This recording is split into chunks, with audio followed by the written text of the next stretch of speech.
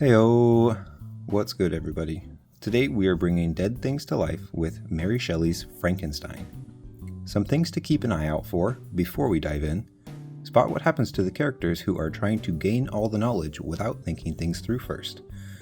Also, think about what the symbols of light, fire, and ice represent throughout. And finally, try to notice how Victor Frankenstein reacts whenever he hits a decision tree with his face. Let's get into it.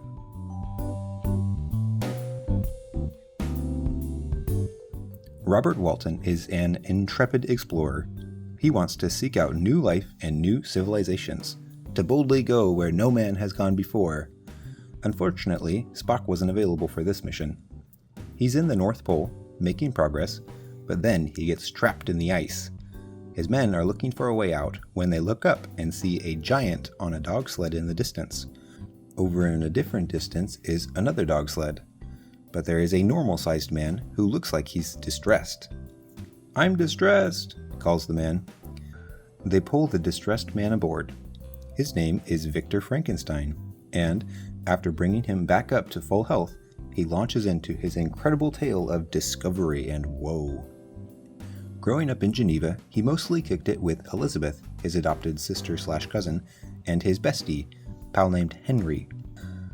After his mom dies, Victor up and moves to Ingolstadt to get some higher learning, specifically in chemistry and natural philosophy. He's all like, what if I knew the secrets to life creation? And suddenly he's got all his chips on making something alive. He spends years researching and studying. His friend group drops to 0. His family gets 0 phone calls home. Finally, he's got it. He robs some graves, gets the good body parts, and stitches them all together. He doesn't want anyone to know what he's doing, though. It's all very hush-hush. Zap! Alive comes the monster. Yikes! Out the door goes Victor. He's horrified that the thing he spent months working on is actually alive now. Like, I'm sorry, what exactly did you think was gonna happen? He's pacing in the street, super upset. No chill vibes, when he runs into his old friend, Henry. They go back to Victor's apartment, and luckily the monster has wandered off. But Victor doesn't do well with surprises, and gets sick because of all the horror. A couple years go by. Victor decides it's time to go home to his family in Geneva. Just before he leaves, his dad sends a message. "Your brother William was murdered," his dad says. Again, Victor is riding the bummer train. He tries to get home, but he gets there so late that the gates are locked. So he wanders off into the woods, but oh snap, what's that in the trees over there? It's the monster! It looks like, probably. He decides that the monster is the one that killed William. Has to be. But inside the city, they think it was this girl, Justine, who the Frankenstein family took in a bunch of years ago and basically adopted. Victor's all like, maybe I should tell people that it wasn't Justine, but actually this monster I created that killed my brother. But it's too late, and Justine is executed.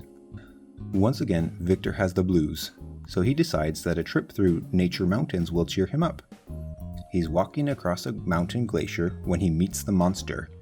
They get to talking, and the monster shares his side of the story.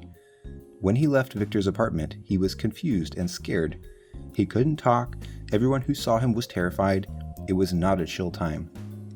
He wandered in the woods and found a campfire, which initially made him feel better because of the light in the dark, but then showed him that it can burn when he gets too close.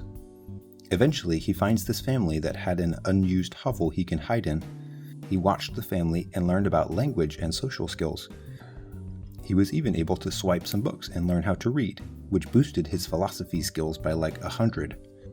After watching the family for a long time and feeling super lonely, he tries to say hello.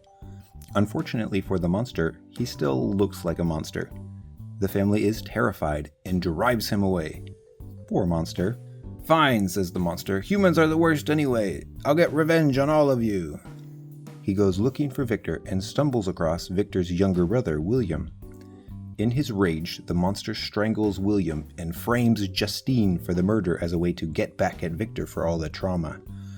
Now that he's told his whole tale, he begs for forgiveness from his creator and also asks him to create a new person, preferably a woman, that he can share his life with. Victor's all like, "Nah man, that's whack. But the monster's all like, listen to my reasons though. And Victor's all like, yeah, I suppose I can begrudgingly consent to your proposal, you butt. So Victor starts working to make a companion monster for the monster. But then he starts thinking to himself, what if making a second monster isn't moral? It was already a mistake to make the first one. Should I really make the same mistakes twice? What if they get together and get married? What if they, gasp, have children? Just then he looks up from his work and sees the monster watching him through the window, and he's all like, that's it! No second monsters on my watch! He starts breaking all of his stuff down and tearing the new monster up, and the OG monster is pissed. I'll get my revenge on your wedding night, OG monster says. Victor's like, yeah, you terrify me, and you probably will get revenge, but I'm doing the Lord's work right now, so don't bother me. Victor loads all of his equipment and the new monster parts into a boat and takes them out to sea. Over the side they go, down into the depths. He gets a little stuck out at sea because the wind is doing a lot of blowing, but eventually he gets back to shore. Surprise, surprise though, there's a whole bunch of townsfolk waiting for him on shore to arrest him for murder. Victor's like, what are you talking about? I was in the boat. Who was even murdered? And the townspeople are all like, I think you know, that guy over there. And Victor's like, Henry? My bestie? What, but how? And then he starts convulsing and spasming, and the townsfolk have to carry him to jail because, once again, he can't handle his surprises. He's sick in jail for a few months, and then they let him go because his reaction to the murder seemed to indicate that he didn't do it. Also, they had no evidence. Henry is dead, and Victor is sad. But he's been engaged to Elizabeth since he was like 17, and he's looking forward to marrying her, so he heads back to Geneva for the wedding. Everything seems to be going swimmingly until he remembers the monster's threat about getting revenge on his wedding night. Victor is expecting the monster to try to put a knife in his back or something, so he starts looking around, trying to spot the monster preemptively. But then he hears Elizabeth scream and he realizes he screwed up. The monster was never after him in the first place. Brideless, friendless, and siblingless, he goes home to tell his dad the bad news. The poor dad is like, I loved that girl Elizabeth. She was like a daughter to me.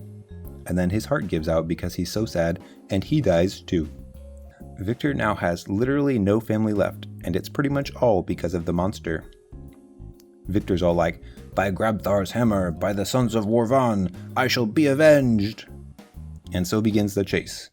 Victor's pursuing the monster all over the freaking place, until finally they end up on the glacier where Walton finds him at death's door. A few days later, Victor dies. He couldn't hack the chase scene.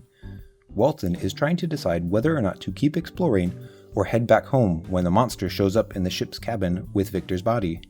Surprisingly, the monster is actually torn up by Victor's death. The monster's all like, now that my creator has finally passed, I can also put an end to my own suffering. And he heads out on the ice, presumably to stop living somewhere. Walton's crew talks some sense into him, and when the ice breaks up and they are free, they head back home to England.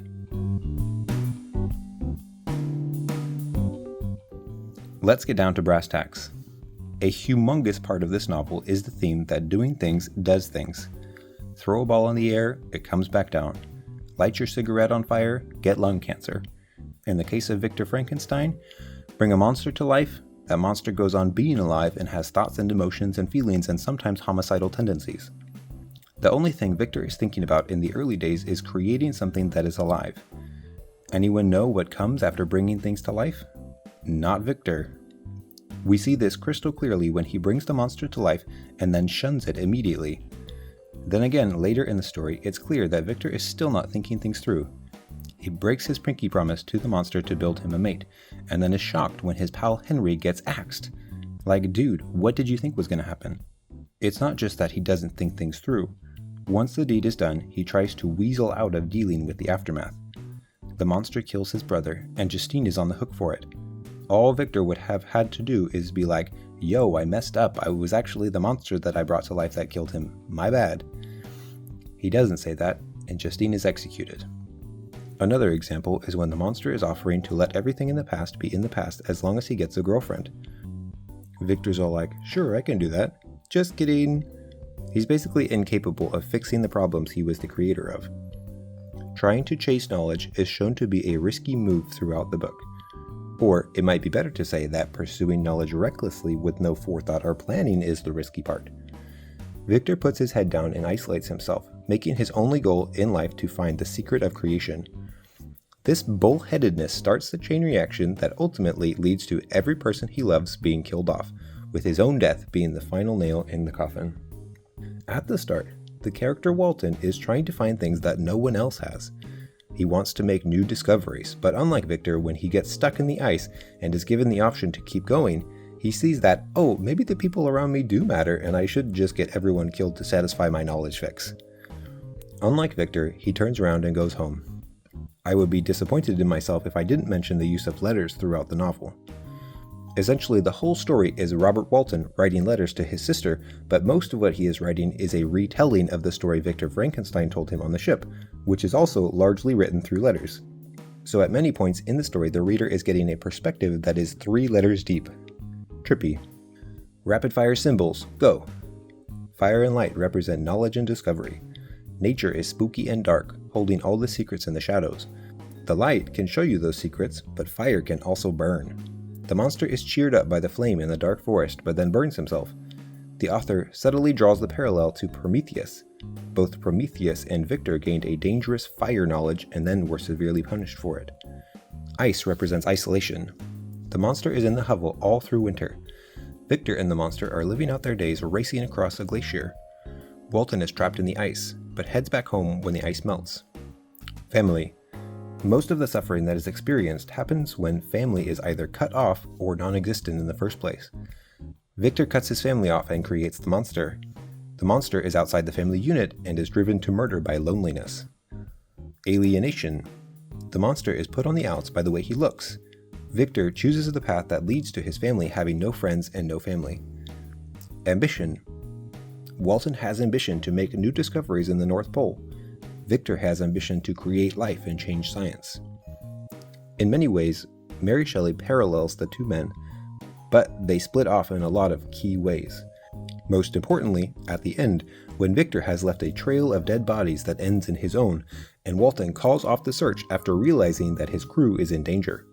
Thanks for traveling through Frankenstein with me. If you want to continue questing for knowledge in the future, just hit that subscribe button. I'll leave you with this quote. I will pioneer a new way, explore unknown powers, and unfold to the world the deepest mysteries of creation.